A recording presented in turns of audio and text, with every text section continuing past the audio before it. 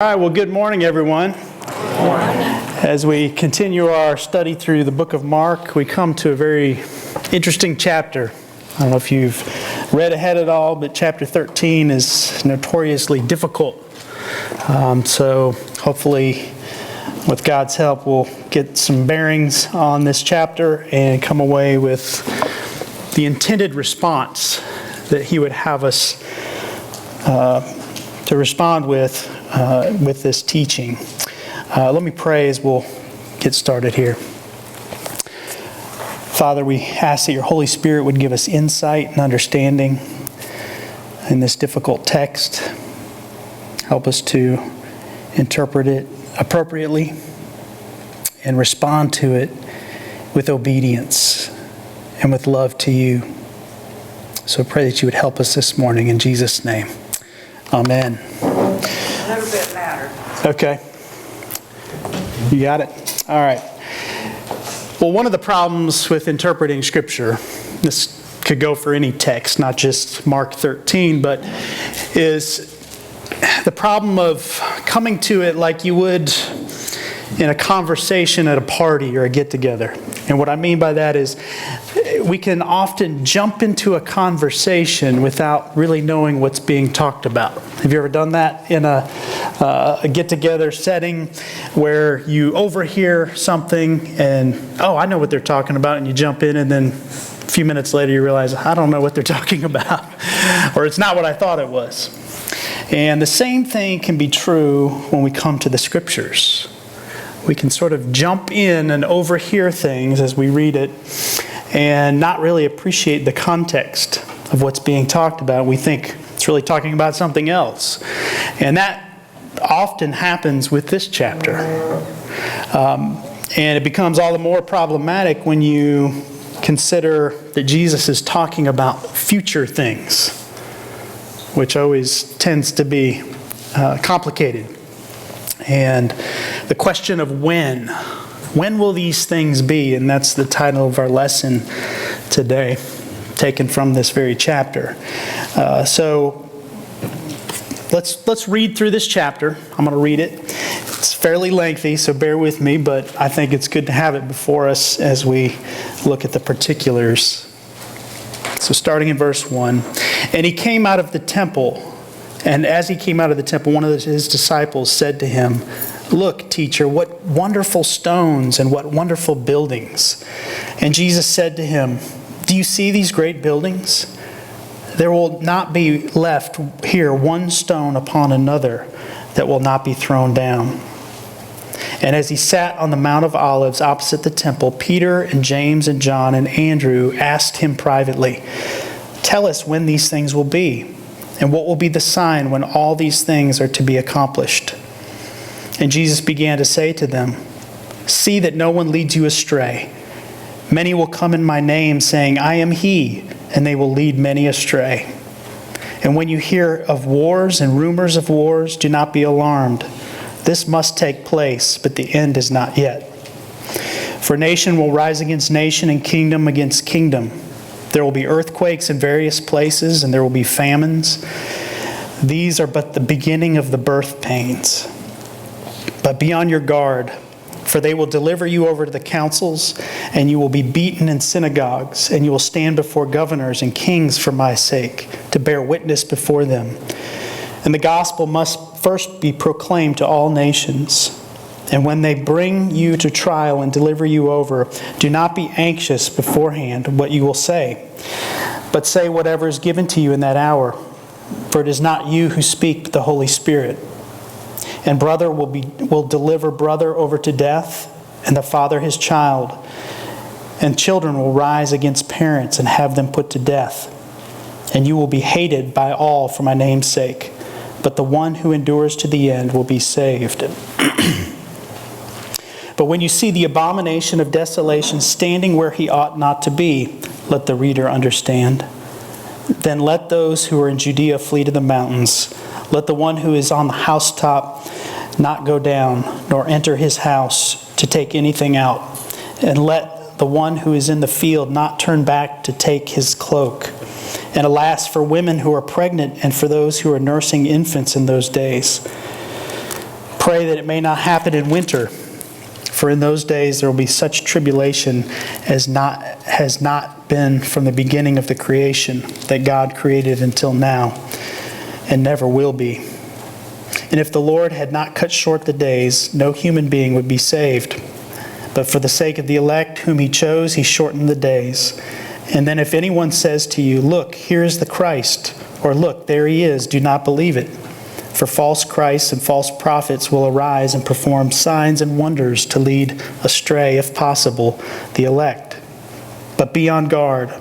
I have told you all things beforehand. But in those days, after the tribulation, the sun will be darkened, and the moon will not give its light, and the stars will be falling from heaven, and the powers in the heavens will be shaken. And then they will see the Son of Man coming in the clouds with great power and glory. And then he will send out the angels to gather his elect from the four winds, from the ends of the earth to the ends of heaven. From the fig tree, learn its lesson. As soon as its branch becomes tender and puts out its leaves, you know the summer is near. So also when you see these things taking place, you know that he is near at the very gates. Truly I say to you, this generation will not pass away until all these things take place. Heaven and earth will pass away, but my words will not pass away.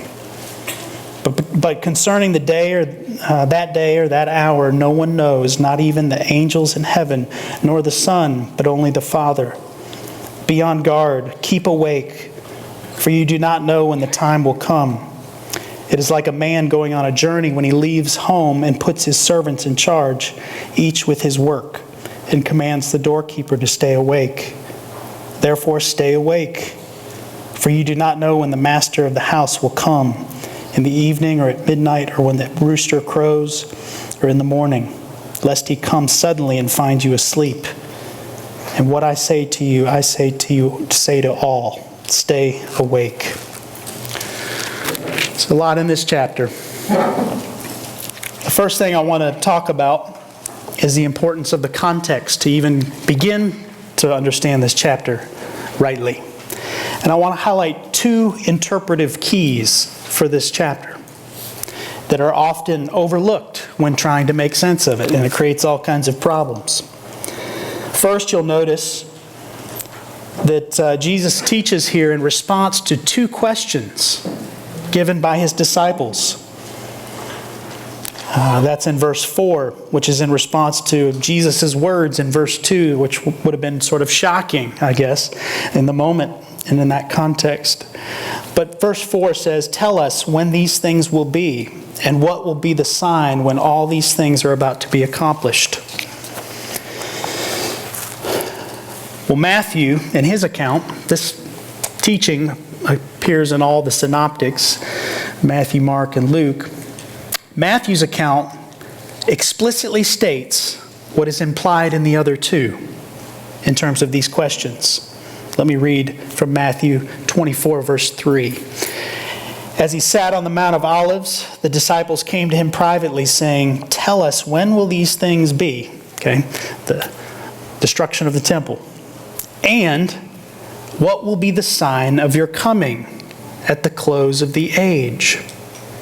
These are the two questions being posed to Jesus. When will the temple be destroyed? This temple that they're looking at, not some sort of future rebuilt temple, but this temple. And when will be the sign of Christ's second coming? Those are the two questions that are before us that Jesus answers. You can see how knowing this helps to make sense of apparent difficulties in this chapter. Making sense of things like, this generation won't pass away until all these things are accomplished. Knowing those two questions has bearing on how you understand that. Secondly, the seeming tension between, okay, you're going to know this is going to happen by this, but nobody knows. So which do those statements apply to? Which questions? And then, the temptation in this chapter in terms of interpreting, trying to give an either-or response. Is this all about the destruction of the temple in the first century, or is this all about Christ's return? The answer is, according to the questions he's answering, both. He's speaking to both in this chapter. So that will help us as we go along to make sense of them. And then Mark's use of the term, these things. I'm going to argue that largely his use of this phrase, these things being accomplished, are all the things to be accomplished prior to Christ's return, which would include the destruction of the temple in AD 70, but also all those other things leading up to his return. So with that before us, we can sort of perhaps do better in terms of making sense of what he says. But I don't want to miss the practical purpose of Jesus' teaching. Point 2 on your outline. I'll be very brief here because we're going to talk more about this as we go along. But the emphasis is on the practical, not the speculative. In other words, Jesus wants his disciples to respond not with charts and graphs about his return, but with practical obedience in light of it. And as we'll see, this teaching that he gives here is applicable not only to his disciples that he's sitting in front of right then as he's giving these words, but to all through the time prior to his coming, which would include us. So I want you to look for how Jesus calls us to respond to his teaching as we go along. So what does Jesus teach in response to these questions? I've kind of broken it up. You'll see on your outline, I didn't give a title for each one, but sort of verse groupings of what and we're going to talk about what he addresses in each group. We're not going to get into all the details. We don't have time for that this morning, but I want us just to have a general feel for what he's talking about. First of all, in verses 5 through 23, he refers to what many call the inter-Advent period. What I mean by that is the time between the comings of Christ, which would include the disciples in the first century on up to the generation prior to his return, which would include us as well. And as I've said in other contexts, the Bible refers to this time period as the last days. We are in the last days in that, by that definition. The emphasis is not so much on the quantity of days, but the quality of days. These are the days between the comings of Christ. In a very real sense, his return is imminent because there is no other major redemptive historical event that must take place prior to his return. That is the next big event. And in that sense, we are on the cusp of it. But this verses 5 through 23 refer to the inter-Advent period, the last days. Now he begins with some general descriptions of what this period of time looks like for believers living in this world. Verses 5 through 13, we get things like many false Christs. This isn't the only place that talks about this. In John's first epistle, it talks about the spirit of the Antichrist being at work in the first century through false teachers and false teaching. So that's going to be characteristic of this period. Also, wars and rumors of wars, conflict, social tensions, upheaval, earthquakes and famines, the curse on the physical realm will evidence itself. Persecution, and this is probably the one that's emphasized the most in the New Testament during this period, the persecution of the saints. This is characteristic of the last days. Persecuted for Christ's sake. And then the preaching of the gospel also is going on during this period. And I would just venture to say also in passing that this, you've heard sometimes people talk about the last days, and the preaching of the gospel must go out to every single human being that's ever lived so that Christ can come back. I don't think that's accurate. I think the way the Bible speaks of this is that that's happening. The gospel is going out to the nations. In fact, it was going out to the nations even in the first century. In the book of Acts, we see this. So that Paul can say things like in Colossians 1, the whole world has heard the gospel. Now, he doesn't mean every single person that lives or ever will live, but it's going out, and that's happening in the first century. And the reason why I mention that is we cannot rest easy thinking we're not there yet. It goes against the very urgency in this chapter. We can't use this sign of, there's new people being born every day, and they haven't heard the gospel yet, so we're still a ways off. Will you ever get on top of that?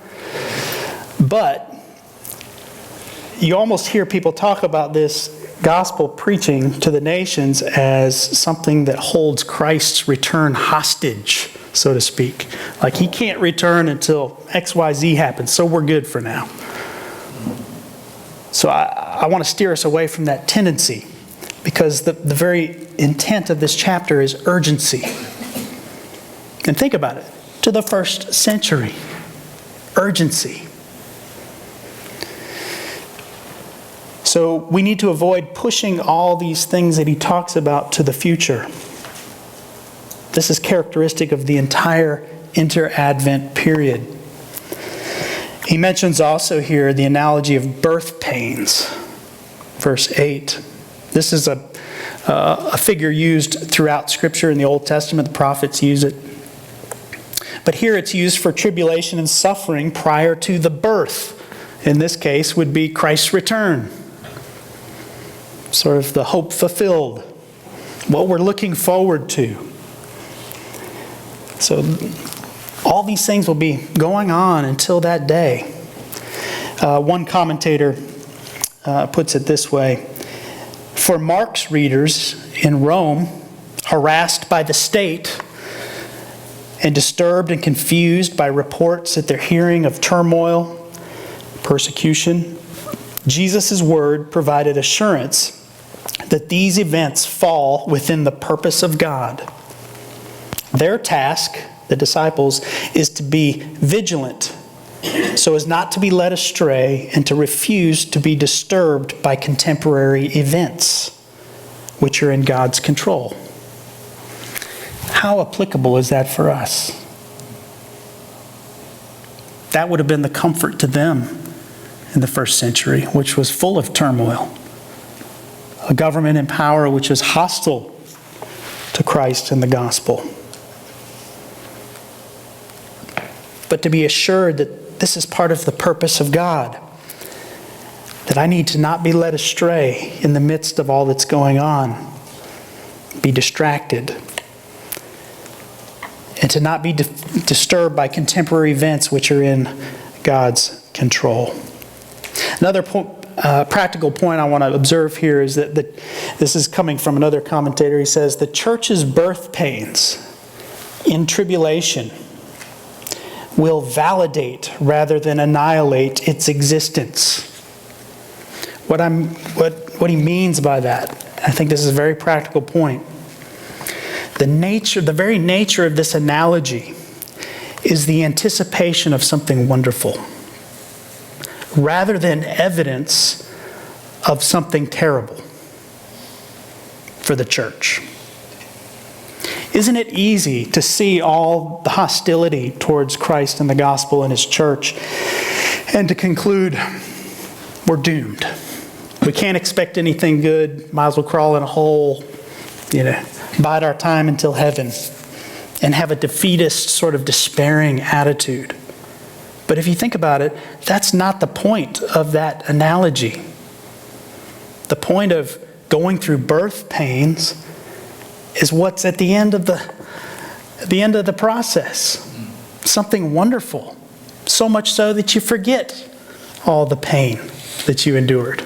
Now, I can't speak for women in this audience, but I'm sure those of you who've had children can identify with that experience.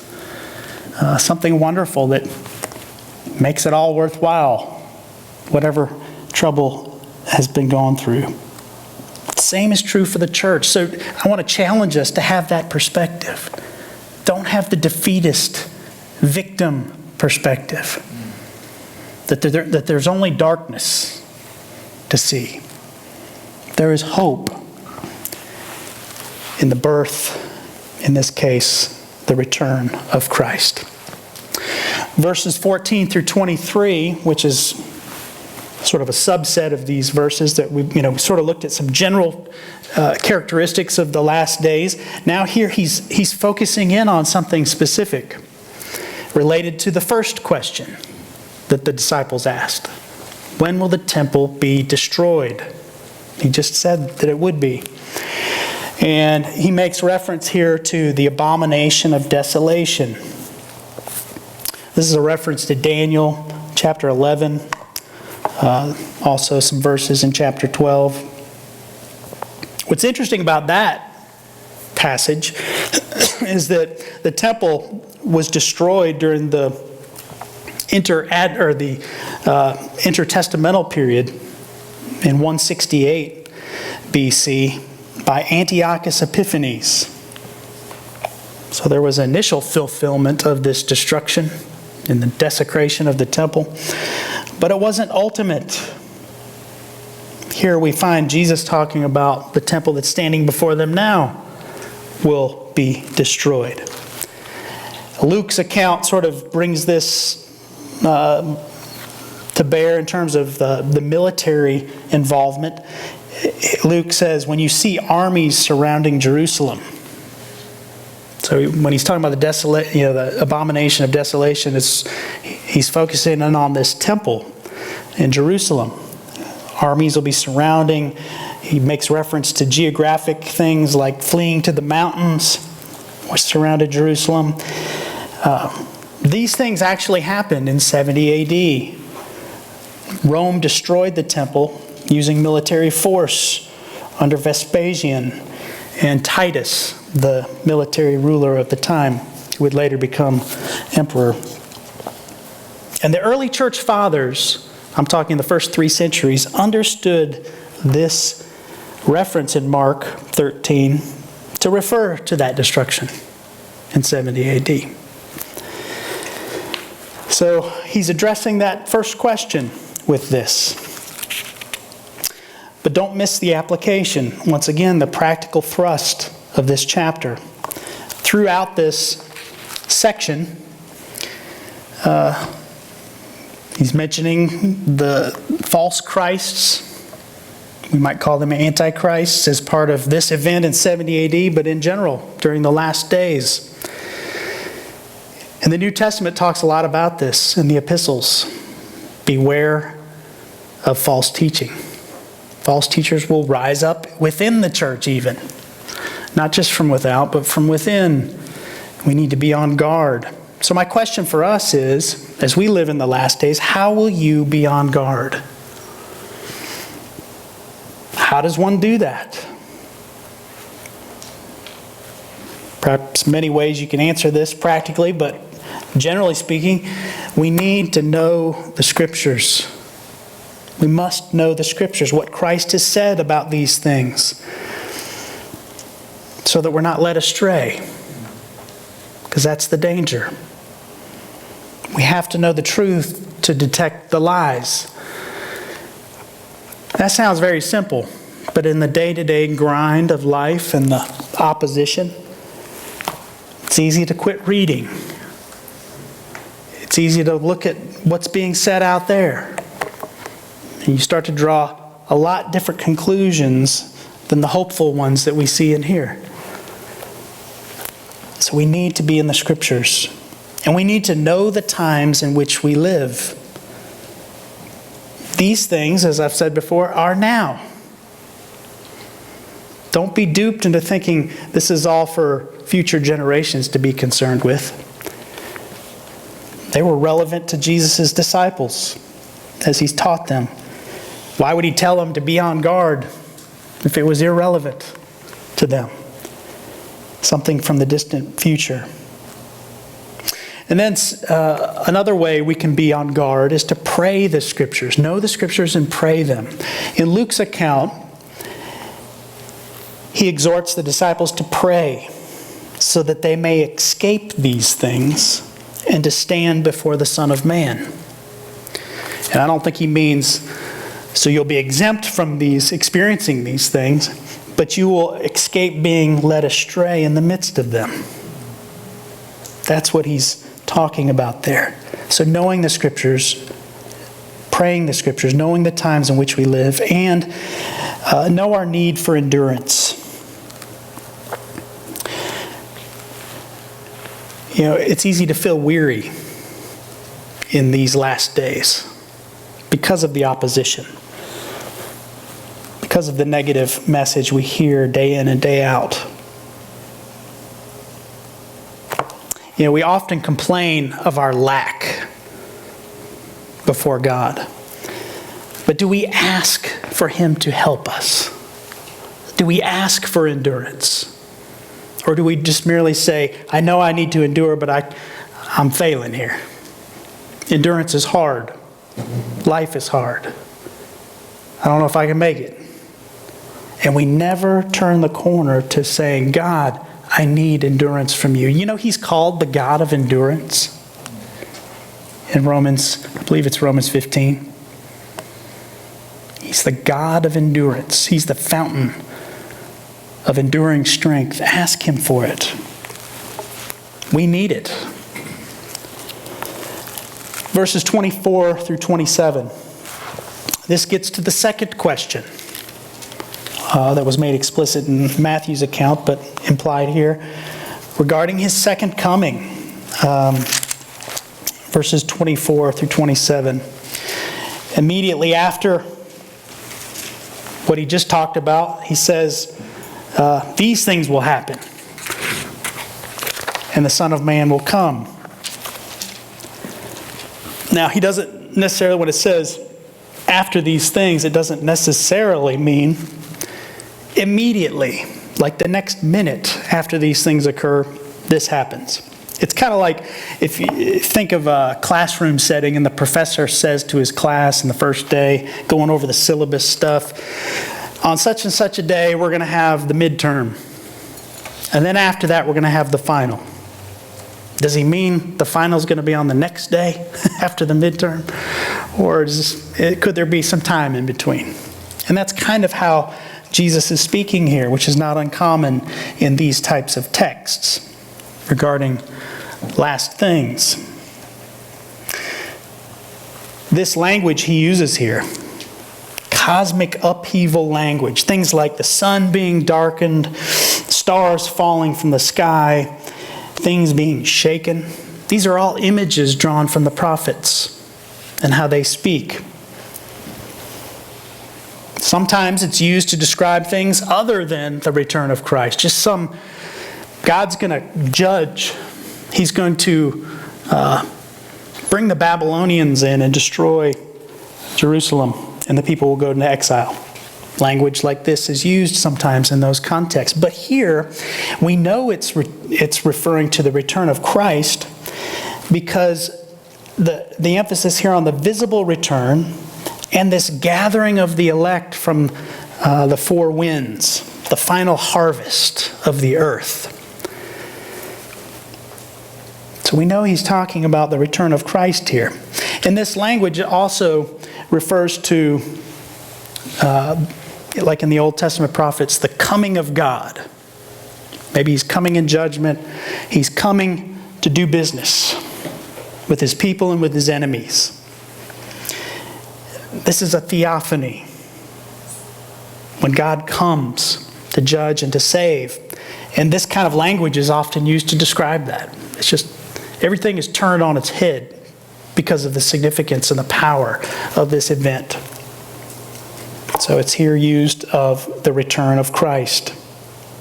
So going back to the two questions thing, he's addressing both of these. So we've said that it's problematic to cast all this into the future, but it's also problematic to take this chapter and say it's all in the past. Because here, obviously, he's referring to something that's still future.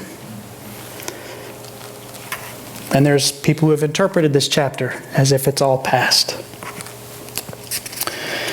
And then verse 28 through 31,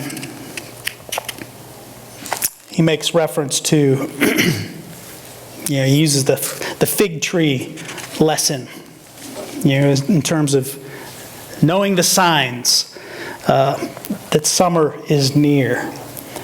And he says, so when you see these things taking place, you know that he is near at the very gates. Now, these things, I've said before that that refers to that verses 5 through 23 stuff.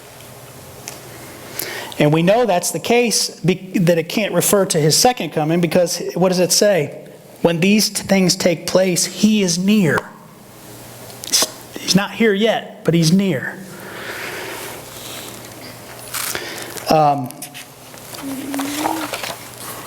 So these things take us back to the inner Advent period, which includes that destruction of the temple in the first century.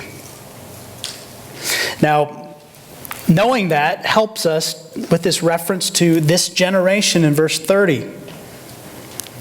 It doesn't have to be a problem, because remember, he's talking about both questions. This generation will see the destruction of the temple, and they will see the beginning of these other things that were mentioned: the persecution, the false Christs, the gospel going out. That generation saw those things. So we don't have to explain that away like, that they somehow saw the return of Christ or whatever. And then lastly, verses 32 through 37. Again, he says, in that previous section, you're going to know the time of that period because of what's happening. But here, nobody knows. But concerning that day or that hour, no one knows, not even the angels in heaven, nor the Son, but only the Father. This is one of those examples in a reference to Christ where we have the attributes of his humanity being spoken of in relation to his person, according to the name associated with his divinity, the Son, which is not uncommon in Scripture. You got the other direction spoken of in Scripture as well. Divine things spoken of the God-man. This is the mystery of Christ's person, where he is both in his deity, all-knowing, and in his humanity, limited in knowledge. He's a true human being. Now, his ignorance is not sinful by any stretch, but he is fully human. It seems like we have a reference to that here in terms of knowledge of his coming. This is a mystery, but I want to refer you to our standards, Westminster Confession, chapter 8, section 2, if you want to know the bounds of orthodoxy regarding this matter, the knowledge of Christ and his two natures. But with all of that, don't miss the emphasis here. The emphasis is on being ready, not on speculation. Not trying to figure out or pinpoint when, but just be ready and live for him today. This brings us to the closing exhortation in verses 33 through 37. We don't know when he will return. But this should not be a scary thing. This should be an encouraging thing. Not knowing when he'll return, but being hopeful If it seems scary to you, perhaps you need to take heart inventory. Where is your heart today with regard to the Lord and these things that He's talking about? As I said earlier, there's no room for complacency for believers. This exhortation to stay awake. You know, Jesus never tells His disciples, hey, you're good, I got you, no one can snatch me out of your hand, don't worry about this. He says, stay awake. In other words, show yourselves to be my disciples by staying awake. Grow in your anticipation of Christ's return, so that that day will not come upon you like a thief in the night. There's another passage that talks about this in 1 Thessalonians chapter 5, verses 1 through 11. Paul's talking to believers, the church, and he's saying, that day will not come upon you like a thief in the night. It comes upon those who are not ready like a thief in the night. Now, will you be ready? That's the question. Will you be ready? Do you anticipate Christ's return, or does it seem such like a fairy tale that it's so unreal to us that we don't even think about it? He is coming back. There will be a consummation of all things. And now for us as believers, that should not scare us. That should give us great hope and encouragement in the midst of our suffering. But do you contemplate that?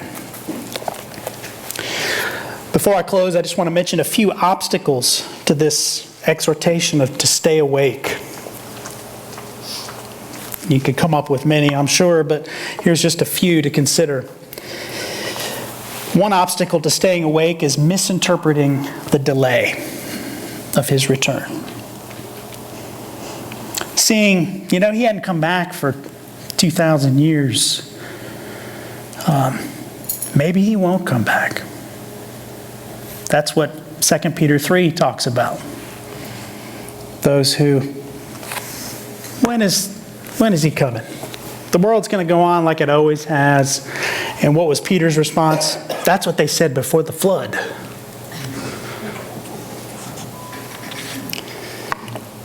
A second obstacle with regard to the misinterpreting the delay is to use it as an excuse to be friends with the world for a while and then get right with God before He comes back. What's the problem with that? First of all, we don't know when He's coming back. So it's pretty hard to judge when's going to be your opportunity. Secondly, the nature of sin is to harden the heart. If you keep putting it off, getting right with God, you may not want to later. So today, if you hear His voice, respond in faith. Think of the parable of the 10 virgins. The foolish virgins, what did they do? They put it off. And then it was too late. They weren't prepared. And then another obstacle to staying awake is a lack of regular communion with God. What I mean by that is listening to Him and talking to Him, just like you would commune with another person. Getting to know Him. Generally speaking, I don't know what your personality is like, but we don't usually look forward to meeting a stranger.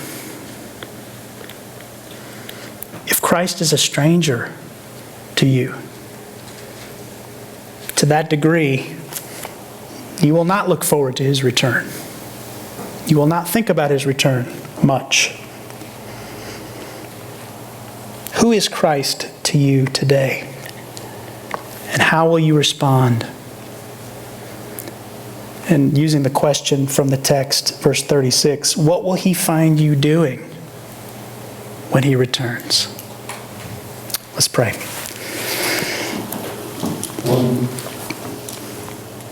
Oh Lord, these are sobering words, yet also wonderful promises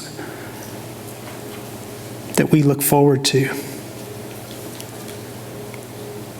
And you haven't left us until that day, but you are supplying us with endurance, with strength by your Holy Spirit.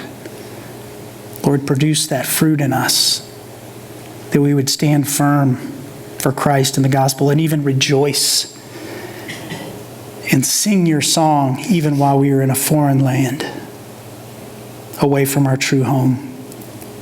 Help us to practically commune with you, growing in our anticipation of your return. We pray this in Christ's name. Amen.